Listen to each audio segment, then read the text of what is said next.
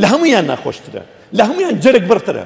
ئەوەیە برا موسڵمانەکەت، برا موسڵمانەکەت قسەی زلەکە، قسەی زلەکە، کێشە دروستەکە، گومان دروستەکە لەو بابەتە، غەمی نییە. باوەڕ بفەرمونون ئافرەتم بینیەوە ناموسڵمانە لە کەنەدا لە وڵاتانی دیکە، بەکوڵ ئەگرین بۆ ئەو موسڵمانانە، بەکوڵ ئەگرین بۆ ئەو مناڵانە. باوەڕ بفەرمونون هەنێ بانخواس هەیە، هەنێ مەلا هەیە، هەنێ مامۆستا هەیە، باوەڕ ناکەن فرمێسکێکی ڕەشت بێ، جگەوەش فرمێسکێک ناڕێژێ، دەستەکە بە قسەی زلکردن.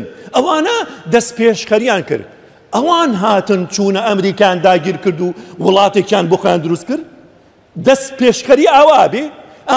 تۆ باسی سەعاتێکەکەی موسڵمانان پەلاماری ئەویان داوە، بەڵام باسی 73 ساڵ لەمەوە پێش ناکەی. 73 ساڵ زیاتر لە 23,000 کورە وابزان 27,000 ڕۆژەکە. باشە ئەوانە بەردەوام 29,000 ڕۆژ بەردەوام لێمان نەکوژن، سوکایەتیمان پێکەن، لاقەی خێزانەکانمان کچەکانمان ئەکەن، ناموسمان هەتکەکەن. لە کاتێکە بەشێک لە موسڵمانم بڕۆن بەرگری لێ خۆیان بکەن، دەست پێشخەر ئەوان بوون. تخوا شەرم ناکەی اینجا پاسێ و هێنانەوە. نا ئەبوایە بڕیاری تاکلایانیان نەدایە، ئەبوایە پرسیزدانیان بکردایە، ئەبوایە بەگوێ وەلی ئەمریان بکردایە. تخوا پێتانەڵێم کامە وەلی ئەمرێک کە ئەو وەلی ئەمرێک کە خوای گەورە ئەفەرمێکی وەئولی الئەمری نانا ئەفەرمێ منکم، لە خۆتان بێ، خەڵک دای نەنابێ، لە خۆتان بێ، وەلی ئەمری خۆتان بێ، وەکو تۆ بڕوادار بێ، وەکو تۆ غیرەتی هەبێ بۆ دینەکە، وەکو تۆ دڵسۆز بێ بۆ دینەکە. منکم لە خۆتان، نەک بە کرێ گیراوی بێگانە. نا شک وەلی ئەمرێک، ئەو وەلی ئەمرانە ئەو زانانان هەیە. پرس بە چ زانایە بکەم؟ بە گەورە زاناکان تا دوێنێ بۆ ئەیانەوە تەرکەسێ یارمەتی لە مشرکێ وەربگرێ بۆ داگیرکردنی وڵاتی موسڵمانان کافرە بێ، ئەمە وەلاو بەرایە، کافرە بێ، کافر بێ. بەڵام دوای ئەوە کە وەلی ئەمر جەنابی ویستی داوای یارمەتی لە ئەمریکا بکە بۆ داگیرکردنی عێراق، ئەوان وتیان قەیناکە. فتوای چەند ساڵیان پوچەڵ کردووە. بێم پرس بەو عولەما و زانانە بکەم کە ئەو زانانەی دیکە بەس ئەوەنەی وتیان دروست نییە، تا ئێسەش لە زیندانان لیانە درێ، سوکایەتیان پێکرێ. لەو ساتە وەختەوە چەند ساڵەهای ساڵە لە زیندانان، کەس غەمیان بۆ ناخوا. ئەوە زانان ئەوانە وەلی ئەمرن. بەو شێوازە وەلی ئەمرێک غیرەتی نەبێ بۆ دینەکەی. وەلی ئەمرێک لە کاتێ تەعتیلی شەریعەت کراوە، ئەخر پێم بڵێ لە ناو یاسادا چ بوونێکی شەریعەت ماوە؟ یاسایەک ڕێگە بە زینابدا ئیتر چی؟ ڕیاسایەک کە هیچ بوونێکی دینی تیا نابێ بە ئیتر یاسای چی؟ ئاز دەکەم خۆشەویستەکان. اینجا وەرە گومان بخەرە سەر عەقیدەی ئەوانە بەڕاستی ئەهلی کتاب و سوننەنین، ئەوانە شوێنکەوتووی سەلەف نین. ئەخر تەسەوور بکە واللهی ئەوانە ئەو جۆرە کەسانە لە زەمانی سەلاح الدین بووایە گومانیانە خستە سەر عەقیدە و هەڵسوکەوت و سیاسەتی سەلاح الدین پشتی سەلاح الدین ناگرت.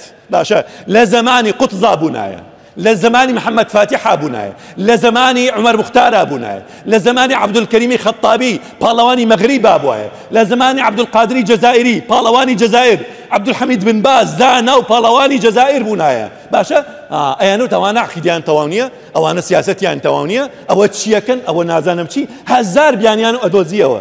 بۆیە ئازدەکانم خۆشەویستەکانم ئەمە قەزیەک نییە ناوی قەزیەی فەلەستین بێ، قەزیەی دینە، ئیمانە، قەزیەی گشت جیهانە، بەداخەوە برا عەرەبەکان. ئەو قەزیە گەورەیان کرد بەچی؟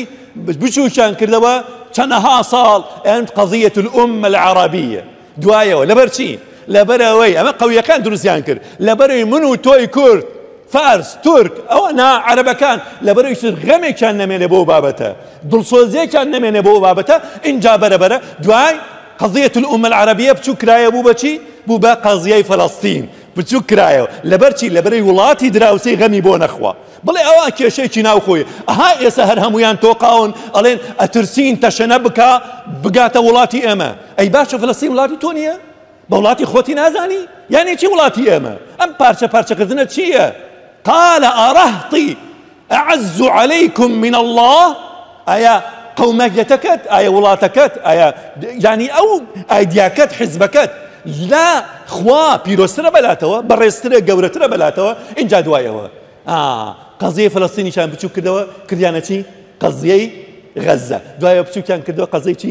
قەزەی حەماس. ئێستا هەرام و بازوازی حەماسە. ئیتر باسی بەیت المەقدس نییە، باسی غیرەتی مسلمانیە، باسی پێکەوەژیانی مسلمانانیە. یا ربی خوای، یا ربی خوای، بۆ خاتری ناوە جوانەکان، بۆ خاتری اسمی عەزەمەت ڕۆژی پرشنگدارمان پیشانە یا رب العالمین.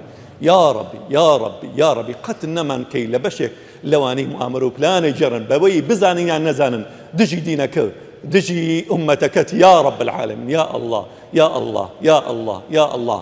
یا ربی سەرکەوتنمان پێبیشان بێ، هەرچەنە شایستەی ئەو سەرکەوتنە نین. یا ربی مسلمان لە هەر جێ بن، عەقڵیان پێبەخشی، زانایان پێبەخشی، دانایان پێبەخشی، توانایان پێبەخشی، یەکڕیزیان پێبەخشی، سەرکەوتنیان پێ خەڵات کەی. یا ربی ئەو عزەتەی جاران مسلمانان هەبوو جارتن بۆمان بگەڕیتەوە. یا ربی ئەو حەزارەتەی جاران هەمان بوو بۆمان بگەڕیتەوە. ئەو پێشکەوتنەی جاران هەمان بوو بۆمان بگەڕیتەوە. ئەو تەبایەی جاران هەمان بوو یا ربی بۆمان بگەڕیتەوە. ئامین. ادعوا الله وانتم موقنون بالإجابة.